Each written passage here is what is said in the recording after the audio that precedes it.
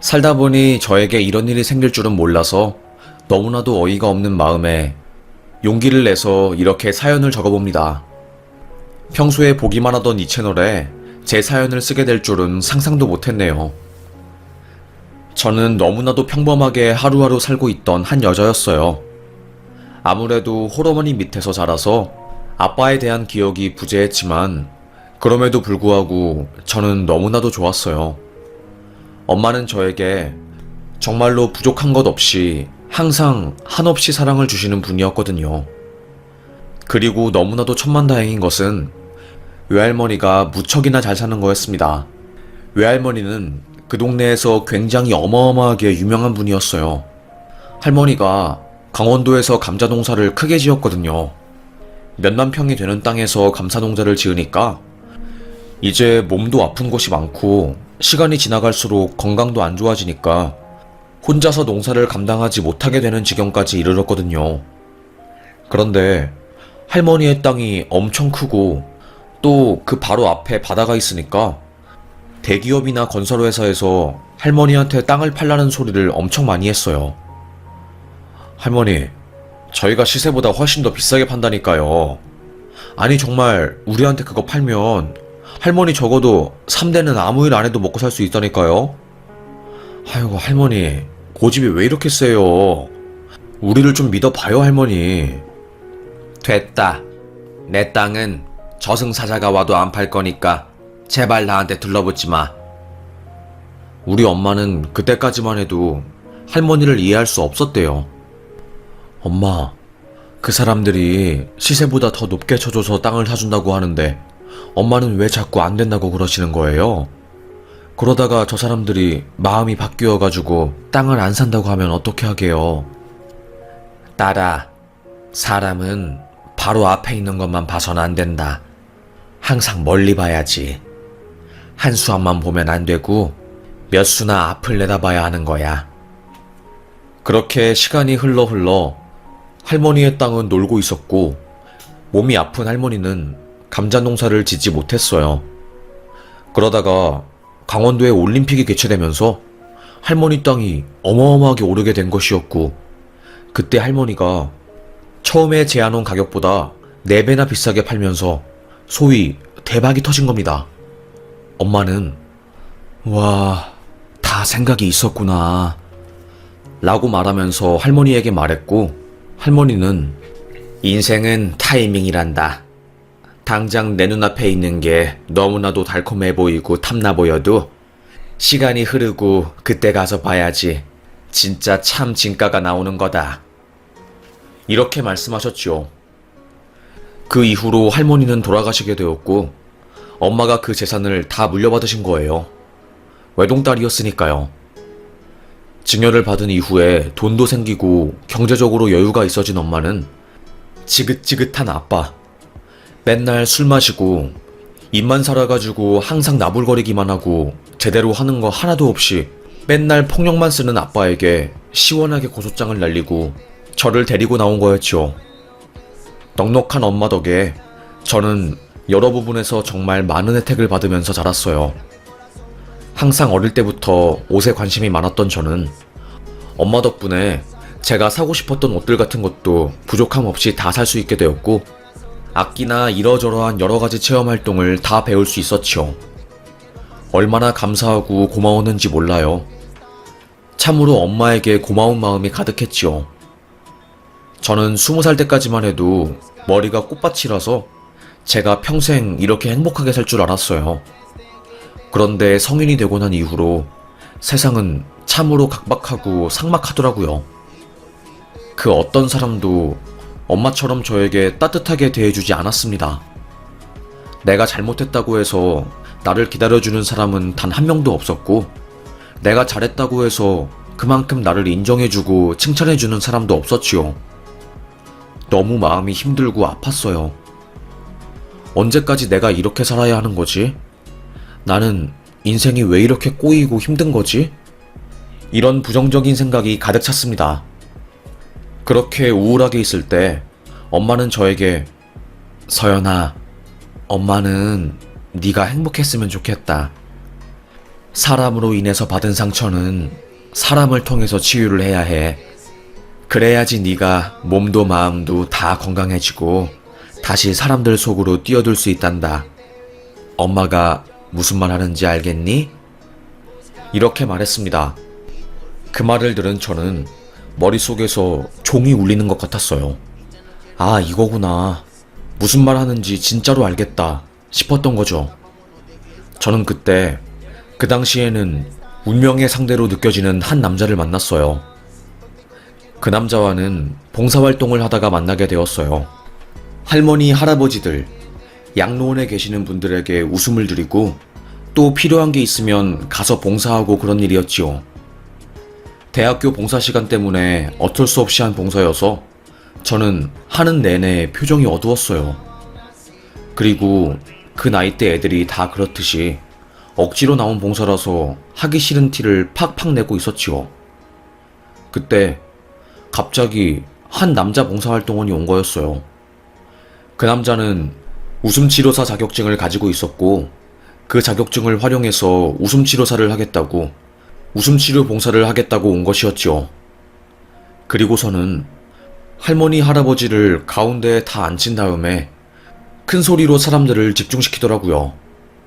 순간 엄청난 성량과 파워에 저도 시선을 뺏겼지요. 저를 본 그 남자는 저에게 윙크를 하더니 씩 웃는 겁니다. 그런데 그 남자의 이에 검은 색깔 김이 붙어 있었어요. 맹구 분장을 한 거였죠. 김 때문에 이가 빠진 것처럼 보이자 거기 있는 할머니, 할아버지들은 정말로 깔깔거리면서 웃고 난리가 났어요. 아이고, 사내가 나이도 어린데 어떻게 그렇게 웃긴감? 아이고야, 내 배꼽이 빠져서 죽겠네 정말로. 아이고, 내 배꼽아. 그 남자는 어르신들 반응이 좋으니까 그 앞에서 색소폰도 불고 리코더도 불고 진짜 웃기고 재밌는 이벤트를 많이 한 겁니다. 얼마나 재밌고 저도 웃겼는지 말도 못해요. 진짜 즐겁더라고요. 하하호호 웃으면서 3시간이 뚝딱 지나갔고 그 남자의 웃음치료 시간만큼은 저의 우울증도 훨훨 날아간 듯 했어요. 와, 어떻게 사람이 저렇게 밝고 경쾌하지? 저런 사람이랑 평생을 살면 너무너무 행복하고 정말 기쁠 것 같아. 어떻게 저런 사람이 다 있지? 나는 부족한 것 없이 살아왔는데 그럼에도 불구하고 매일이 우울해서 죽을 것 같은데 저 남자는 가진 것도 없어 보이는데 항상 하하호호 웃으면서 사네. 너무너무 부럽다. 뭘까? 나와 저 남자의 인생 왜 이렇게 다를까? 한편으로는 그 남자가 부럽기도 하고 그 남자에 비해서 마음속에 우울이 가득했던 저는 좀 울적해졌어요. 그런데 봉사가 끝나고 그 남자가 저에게 말을 걸더라고요. 아까 우리 눈 마주쳤죠? 내가 당신 보고 씩 웃었는데. 아, 네네. 아까 빙구 웃음 짓는 거 보고 너무 웃겨서 배꼽 잡고 깔깔 웃었어요. 진짜 대단한 것 같아요. 어떻게 그렇게 사람들을 잘 웃기세요? 뭐 우리 인생이 다 그렇죠. 참 힘든 순간들이 많잖아요. 그런 것들 다 이겨내고 하루하루 버티다 보면 좋은 날이 올 거고 그런 날이 쌓여서 행복한 인생이 되는 거죠. 그래서 무거운 일은 너무 무겁게 생각하지 말고 항상 즐겁게 행복하게 살자는 게 제 인생의 모토예요. 무슨 말인지 아시겠나요? 라고 그 남자가 말하더라고요. 저는 속으로 그래, 이거지. 바로 이거야. 그래, 정말로 이거였어. 인생은 이렇게 살아야 해. 저에게 너무나도 긍정적이고 선한 영향력을 준 그 남자가 저는 너무 고마웠고 진짜 기분이 좋았어요. 어떻게 이런 남자가 있지? 싶었고 그 남자를 더더욱 알아가보고 싶다는 생각을 했는데 어머, 그 남자도 마찬가지였던 겁니다. 저를 무척이나 알아가보고 싶어 했던 거였어요. 얼마나 감동이던지. 서로 전화번호를 교환하고 1년간 교제를 하게 되었어요.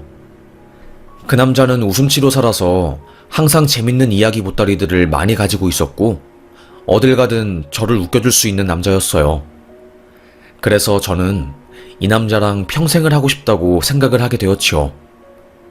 이 남자는 저에게 행복과 웃음을 주었고 우울을 가져갔으니까요. 우울했던 제가 연애를 시작하면서 항상 웃게 되었고 해 뜨는 게 무서운 사람에서 이제는 내일의 아침이 밝아지는 것을 무척이나 기다리고 소망했던 사람이 되었으니까요. 엄마도 저에게 그러더라고요. 참, 사실 엄마는 네가 만나고 있는 그 남자 스펙이나 집안 같은 걸 보면 정말 별 보잘것없고 우리 딸이 아까워서 시집 보내기 싫은데 네가 너무너무 행복해하니까 엄마로서 이건 어떻게 할 수가 없다. 우리 딸을 이렇게 행복하게 만들어주는 사위인데 엄마가 뭘 더 바라겠니? 이렇게 말씀하셨지요. 사실 엄마 말이 맞았어요. 저는 명문대, 대한민국 최고 명문대를 나와서 예중 예고 코스를 밟고 음대까지 들어가서 공연도 다니는 그런 사람이었거든요. 그런데 제가 대학도 중퇴한 남자랑 결혼을 한다고 하니까 다들 난리가 났죠. 아니, 네가 왜? 아니, 대체 왜 그런 남자랑 결혼을 하려고 하는 거야? 너처럼 잘난 애가 왜? 눈을 땡그랗게 뜬 지인들이 이해할 수 없다는 표정을 지으며 저에게 물어보았습니다. 저는 그때 고개를 가로로 휘저으면서 머리로는 안 어울리는 한 쌍이지. 이해할 수 없는 한 쌍이지만 내 마음은 그 남자를 따라가는걸? 내가 어떻게 하겠어. 마음이 그 남자를 원하는 것을. 그냥 그 사람만 생각하면 즐겁고 또 사람 성격 자체가 너무나도 재밌으니까 그래서 그런 거야.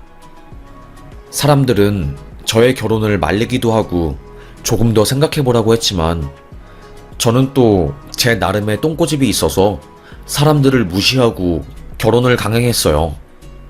그게 제 인생 최대의 실수가 될 줄은 가히 상상도 못했습니다. 처음에는 행복했지요. 내가 사랑하는 사람이랑 24시간 붙어 있을 수 있으니까요. 그런데 이제 남편이 직장도 없고 저도 음악을 하는 사람이다 보니까 나가는 돈이 굉장히 많았어요. 수입은 없고 쓰는 돈만 많으니까 엄마는 보다 못해서 카드를 건네주었고 저희 부부가 돈 신경 안 쓰고 넉넉하게 살 수 있을 정도의 돈을 건네주었습니다. 에휴, 보다 못한 내가 안 되겠다 싶어서 주는 거야. 어디서 기죽지 말고 살아라. 엄마 딸이고 엄마 사위니까. 제 남편은 갑자기 생긴 돈에 싱글벙글 하면서 좋은 차를 타고 좋은 것을 입고 그러고 다녔어요.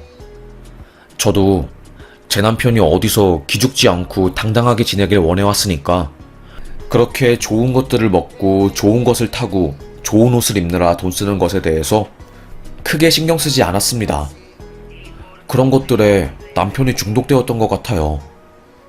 가난한 사람이 돈 맛을 보니까 허영심이 생기고 허세도 생기고 그랬던 거죠. 쥐뿔도 없는 놈 주제에 벤츠 타고 톰 브라운 양복을 입으니까 지가 뭐라도 된 듯이 행동하더라고요. 그리고서는 뺀질거리기만 하고. 아니, 당신은 좋겠어. 타고난 입담으로 입만 잘 털면 어디서든 굶어 죽지는 않으니까. 아이, 왜 그래 자기야. 남편은 저에게 애교를 부렸습니다. 참, 정말 남편이 웃음치료사로 한 달에 벌어오는 돈은 50만원 남짓이었어요.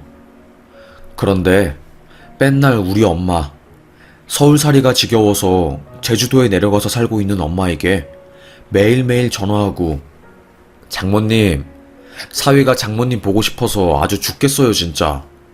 장모님, 보고 싶어요. 매일매일 제가 전화하는 거 좋죠? 사위 없으면 장모님 어떻게 살겠어요. 내가 아주 진짜 딸 역할까지 야물딱지게 하고 있다니까. 이런 식으로 애교를 엄청 부렸지요. 그래서 엄마도 에휴, 우리 남서방이 가진 것은 없어도 사람이 좋아 보이고 또 말을 엄청 잘하니까 내가 화가 나도 화를 낼 수가 없다니까. 엄마도 제 남편의 재간에 넘어갔습니다. 하여튼 남편은 다 그런 식이었어요. 말로 천냥빚을 갚는다는 말이 딱 남편에게 어울렸지요. 그래서 저는 살다 보니까 남편이 싫고 짜증나고 진짜 답답할 때도 많았는데 남편이 하는 말 때문에 찍소리 못하고 가만히 있었지요.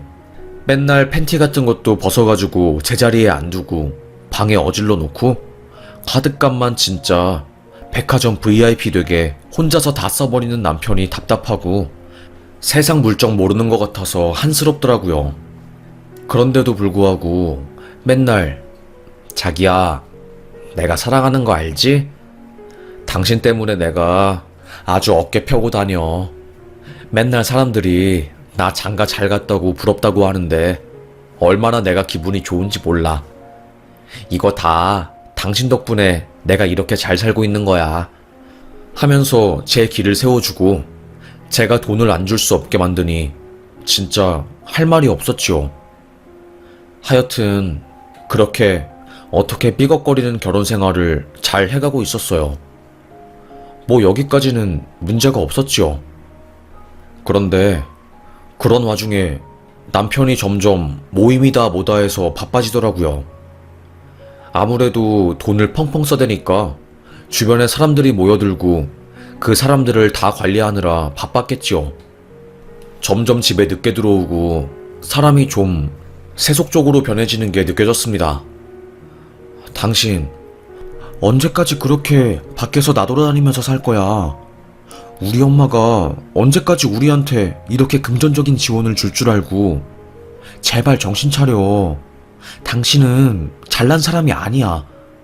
우리 엄마, 장모님 덕분에 이렇게 많은 것을 누리고 사는 것일 뿐이지. 제가 이렇게 말하니까 아주 얌생이 남편놈은 아픈 척을 하더라고요. 갑자기 숨이 안 쉬어진다. 나를 몰아세우지 말아라 이러면서요.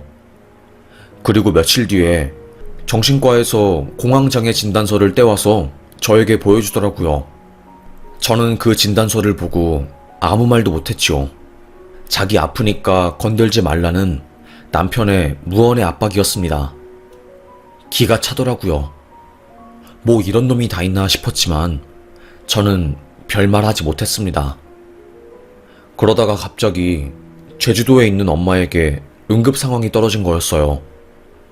엄마가 아파서 급하게 병원에 입원하게 되었다는 소식이었지요. 제주도 북쪽에서 이모를 만나고 있었던 저는 남쪽에 사는 엄마의 소식을 듣고 바로 이모와 함께 엄마에게 갔습니다. 그리고 저는 남편에게 전화했죠. 자기야, 지금 엄마가 쓰러졌대. 빨리 비행기 타고 제주도로 내려와. 급한 상황이래. 그런데 남편은 거의 하루가 지나서야 제주도에 도착했어요. 아니, 서울에서 제주도 3시간도 안 걸리는데 대체 왜 다음날에 온 거야? 엄마 지금 인공호흡기 끼고 위급한데 대체 뭐 하다가 온 거야? 아니, 그게 아니라 나도 갑자기 공황장애가 와가지고 공항에 도착을 했는데 숨이 안 쉬어지고 진짜로 죽겠더라고.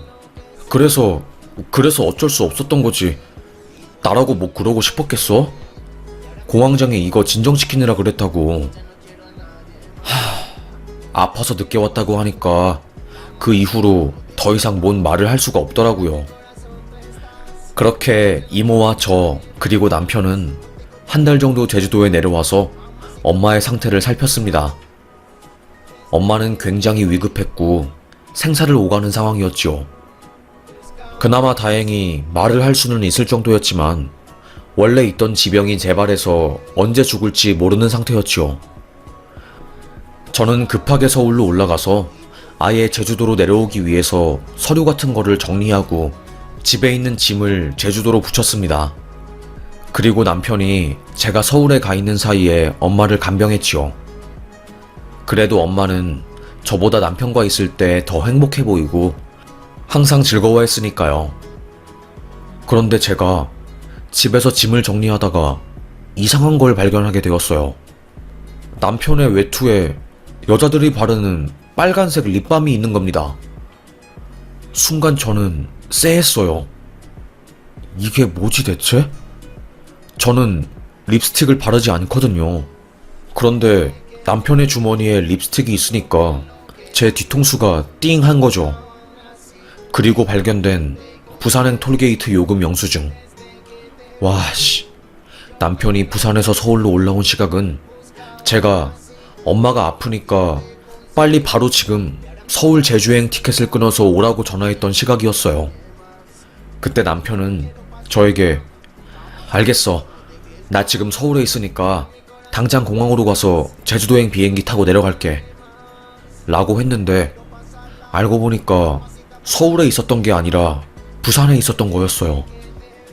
와, 점점 소름 끼치는 단서들이 발견되면서 저는 온몸이 부들부들 떨렸습니다. 그리고는 집안의 모든 물건을 뒤졌어요. 그때 제가 남편의 노트북을 발견했고 그 노트북을 열어서 네이버 밴드를 들어간 겁니다. 저는 몰랐는데 요즘 불륜 남녀들이 가장 애용하는 앱이 네이버 밴드였더라고요. 정말 어처구니가 없어서 말이 안 나오더라고요. 거기서 10살이나 어린 상간녀를 만나면서 명품 사주고 자기는 유명한 기업의 아들이다. 그래서 상속받은 재산이 100억이나 되고 너한테 모든 것을 다 해줄 수 있다고 말한 거였습니다. 와, 진짜 저는 그때 육성으로 아니 이게 진짜 미쳤나? 웃음치료사, 세상 좋은 사람인 척하면서 뒤로는 완전히 꿍꿍이가 장난이 아니잖아. 뭐 이런 남자가 다 있어? 소름 끼쳐. 아, 열받아 진짜. 온몸이 부들거리네. 뭐 이런 사람이 다 있는 거지 정말로? 저는 손이 떨려서 뭘 할 수가 없었습니다. 남편은 저와 우리 엄마 재산으로 밖에서는 굉장히 잘 나가는 사업가인 척을 했던 거고 저 몰래 뒤에서 어린 여자들이랑 연애를 하고 있었던 거였어요. 제가 받은 충격은 정말 말로 표현할 수 없었습니다. 그래도 사람 좋은 줄 알고 살았고 능력은 없어도 성격은 좋으니까 괜찮은 사람인 줄 알았거든요. 그런데 완전히 아니었던 거였죠. 그냥 쓰레기 그 자체였습니다. 달콤한 말들로 어린 여자를 꼬시고 돈으로 유혹하고 그러면서 앞에서는 저한테 세상 달콤한 말들로 자신의 위기를 넘기고 거의 4년 동안 제주도 한번 내려가지 않고 맨날 전화로 엄마 안부 물으면서 입만 산 놈, 입만 나불거리는 놈으로 좋은 사위인 척을 했던 거였어요. 얼마나 열받는지 몰랐죠. 진짜 분노 때문에 부들부들 거리더라고요. 때려 죽여도 시원치 않을 놈, 개놈 같은 남편놈. 남편이 아니라 이거는 남의 편이다. 남의 편. 넙치 닮은 놈. 아주 심해 바다에서 구해줬더니 이제는 자기가 윗물 사람인 줄 알고 나대고 있네. 기를 팍 죽여줘야지. 이대로는 절대로 못 넘어가. 저는 그렇게 복수할 날만을 손꼽아 기다리면서 제주도에 내려갔습니다. 제주도에서 남편놈은 또 엄마 앞에서 입을 털더라고요. 장모님, 따님은 절대로 걱정하지 마세요. 제가 무슨 일이 있어도 따님만큼은 목숨 걸고 행복하게 만들고 지켜낼 거예요. 제가 무슨 말 하려고 하는지 아시겠죠? 마음 편하게 있으세요. 남서방이 누구예요? 따님 우울증 벗어나게 만들고 따님 행복하게 만들어준 사람 아닙니까? 어머님.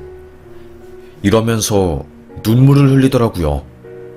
확 진짜 똥파리채로 저놈의 거무튀튀 늙은 오이 같은 입술을 찰싹 때리고 싶었습니다.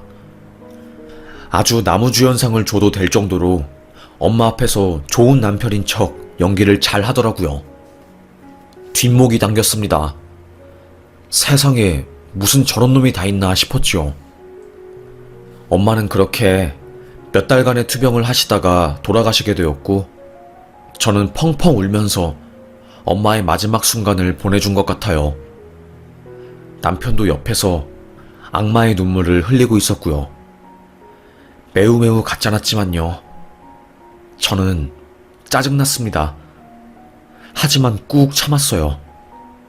그리고 엄마는 세상을 떠나게 되었고, 그제서야 정신이 차려지더라고요. 그리고 엄마의 마지막 순간들을 정리하던 중 병원 관계자가 저에게 유서를 하나 건네주더라고요. 이거 어머님이 항생제 치료 받으실 때 힘겹게 쓰신, 며칠에 걸쳐서 저희 의료진들 도움 받아서 쓴 거예요. 꼭 따님한테만 조용히 전해달라고 하시더라고요. 저는 놀랐습니다. 그리고 엄마의 유서를 열어본 순간 뒤통수를 한 대 맞은 듯한 충격이 팍 하고 찌르르 왔어요. 엄마는 딸, 엄마 떠나고 나면 남서방이랑 꼭 이혼해라. 남서방이 전화 통화하는 거 들었다. 남서방 여자 생겼어. 아무래도 엄마가 돈을 팡팡 줘서 남서방 버릇을 잘못 들인 것 같아. 저는 놀랐습니다. 엄마도 알고 있었던 거였어요.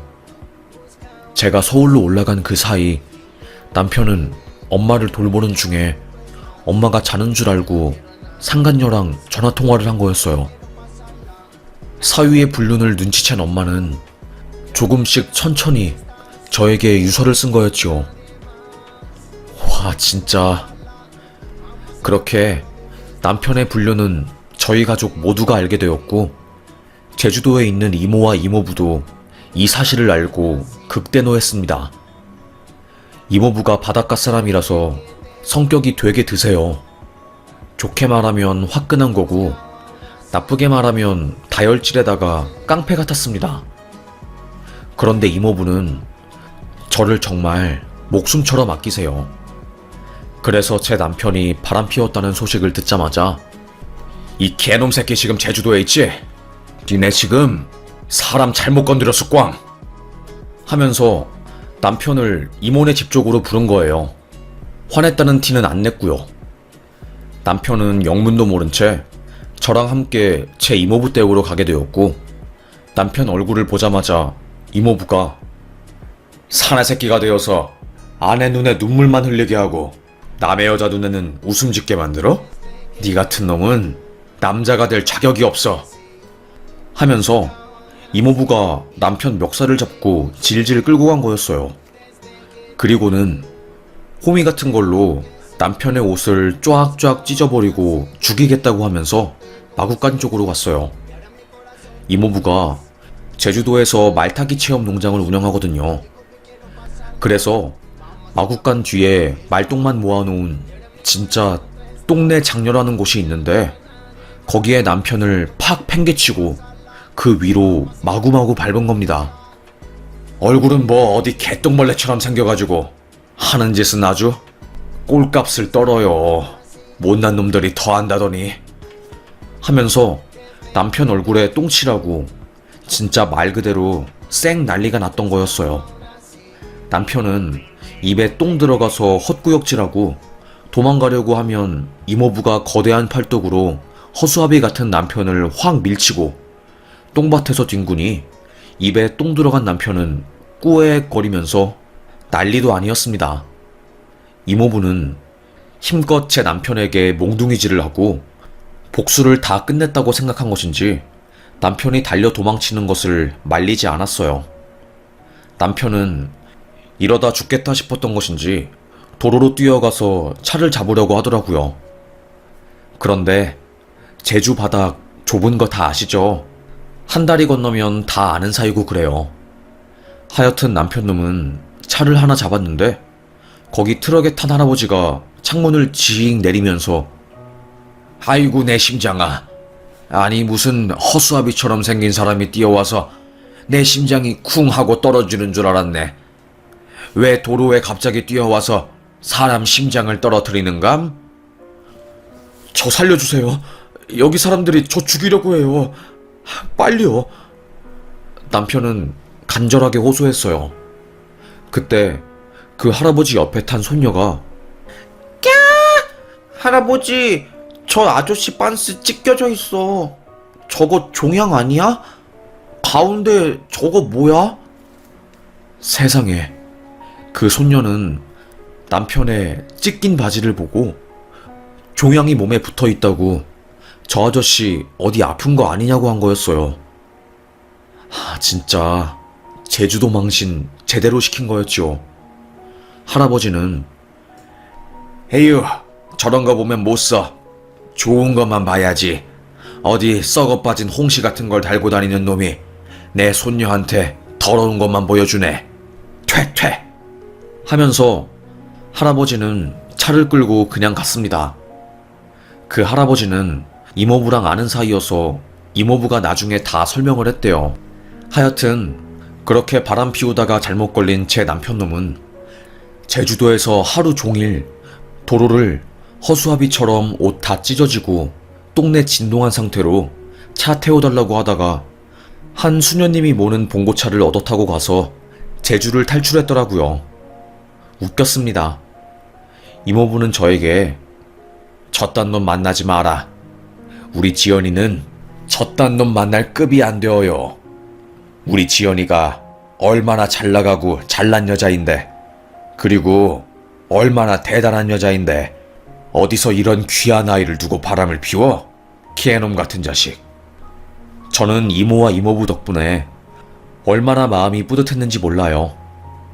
사실 엄연히 따지면 이모와 엄마는 피 섞인 가족은 아니었지만 아주 어릴 때부터 같이 지냈던 사이라 가족 같았는데 이렇게 제가 당한 일을 자기 일처럼 챙겨주니 저는 정말로 기분이 좋고 눈물이 나더라고요.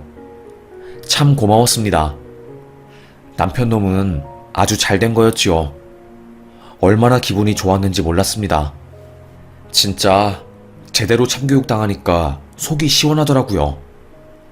장모님 임종이 눈앞에 있을 때는 상간녀랑 부산에서 희기덕거리면서 노느라 제때 오지도 못하고 제 돈으로 상간녀 하와이 여행 보내주고 그래놓고서는 공황장애 때문에 숨이 안 쉬어져가지고 못 왔다 이러니 할 말이 없더군요. 뭐 이런 사람이 다 있는 건지. 하여튼 속이 터지려고 하는 것을 겨우겨우 꾹꾹 눌러 담고 엄마 돌아가시고 나서 한이 맺힌 모든 것을 싹 다 풀어버리니까 진짜 아주 10년 묵은 체증이 싹 내려가는 듯 했습니다. 기분이 너무너무, 정말로 너무너무 좋았어요. 그리고 저는 생각했지요. 이래서 어른들이나 지인들이 말리는 결혼은 하지 말라고 하는 거구나. 왜 그런 말이 나오는지 몰랐는데, 이제야 알겠다. 왜 그런 결혼 하지 말라는지. 에휴, 그때 친구들이랑 사람들 말 들을걸. 그래, 뭐 실속도 없는 사람들은 입만 살아가지고 나불대는 것만 잘하지 정작 행동하는 것은 하나도 없잖아. 딱 내 남편이 그런 사람이었지. 에휴, 진짜 한스러워라. 답답해라. 그래도 뒤늦게나마 남편의 실체를 알고 진짜 역대급으로 복수해서 참 다행이었어요. 만약에 남편놈 실체도 모르고 엄마 유산을 남편과 함께 쓰고 그 돈을 상간녀 배부르게 하는데 계속 사용했었더라면 제 속은 터져가지고 정말로 죽었을 거예요. 엄청 한스럽고 열받았겠죠. 하여튼 그래도 정말 모든 게 잘 술술 풀리고 참 다행이었습니다. 서울로 올라가서 저는 바로 엄마 유산 상속 관련해서 변호사와 상담을 하고 세무사랑도 세금 관련해서 이야기를 나누었어요. 제가 가진 게 이렇게 많은데 저딴 핫바리 같은 놈 때문에 이렇게 마음고생하고 뒤통수 맞았다는 게 억울하긴 했지만 이모부가 그놈의 입에 똥을 잔뜩 퍼먹여줘서 그나마 그걸로 마음의 위안을 얻었네요. 그저 참 다행이다. 에휴, 이렇게 생각하고 시원하게 훌훌 털어버렸습니다. 그리고 바로 상간녀와 남편에게 이혼 소송을 걸었고 아주 호되게 혼내주었네요. 남편놈 옷 한 벌 하나도 남기지 않고 다 저와 우리 엄마 돈으로 산 거였기 때문에 바로 저는 남편의 명품 옷들을 초록우산과 무료 바자회에 기부를 했어요. 진짜 그렇게 하니까 얼마나 쌤통인지 몰랐습니다. 기분이 좋더라고요. 그렇게 저는 복수를 제대로 하게 되었고 이혼을 하고 자유의 몸이 되었어요. 이혼 소식을 들은 친구들은 야, 잘 됐어. 그놈 자식 웃음치료사라고 하면서 네 정신적으로 힘들 때 접근해서 괜히 환상품계에서 너랑 결혼하고 우리가 볼 때는 네가 진짜 아까웠어. 와, 잘됐다 잘됐어. 잘했어. 친구들은 저를 응원해 주었습니다. 친구들 덕분에 제가 행복했어요. 그렇게 주변 사람들 덕분에 저는 이혼의 아픔을 잘 극복할 수 있게 되었고 모든 과정들을 무사히 넘길 수 있었네요. 에휴, 참 다행입니다. 지금 들어보니까 전 남편은 복지관을 떠돌면서 푼돈 받으며 일하고 있다고 하더라고요. 여전히 허세와 허풍은 못 버린 것인지 다른 곳에 가서 자기 잘 나가는 사업가라고 거짓말 치고 다닌다고 합니다. 짠하네요. 그러고 살면 뭐 자존감이 잔뜩 올라가는 건지 뭔지는 잘 모르겠습니다. 하여튼 자기의 어리석은 행동으로 인해서 지 복을 차버린 케이스네요. 안타깝지도 않습니다. 그럼 지금까지 저의 이야기를 들어주셔서 감사합니다.